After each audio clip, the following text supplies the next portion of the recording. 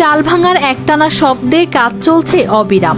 নিয়মিত উঠছে নামছে ইলেকট্রনিক ঢেকির পা। ধান দেয়া হচ্ছে, চাল আলাদা হচ্ছে, পাশে জমছে ভাঙা তুষ। পুরো কাজটা চলছে স্বাভাবিক গতিতে, কোনো তাড়াহুড়ো নেই, নেই কোনো বাড়তি জটিলতাও। এই কাজের সঙ্গে যুক্ত মোহাম্মদ আক্তার হোসেন। হৃদরোগে আক্রান্ত হওয়ার পর চিকিৎসকের পরামর্শে তিনি সিদ্ধান্ত নেন ঢেকির চাল খাওয়ার। বাজারে এই চাল না পেয়ে নিজেই ব্যবস্থা করেন চাল ভাঙার। ফেসবুকে ভিডিও দেখে ধারণা নেন, পরে যশোর থেকে 1.5 লাখ টাকা খরচ করে কিনে আনেন 2টি ইলেকট্রনিক ঢেকি। সেই ঢেকিতেই এখন নিয়মিত তৈরি হচ্ছে চাল। শুরুর সময় ক্রেতা ছিল কম, ধীরে ধীরে পরিচিতজনদের মাধ্যমে আসতে শুরু করে অর্ডার। এখন প্রতিদিন দেশের বিভিন্ন জায়গা থেকে অনলাইনে চাহিদা আসে প্রায় 200 কেজি চালের। উৎপাদন সীমিত হওয়ায় সব অর্ডার নেওয়া হয় না সম্ভব।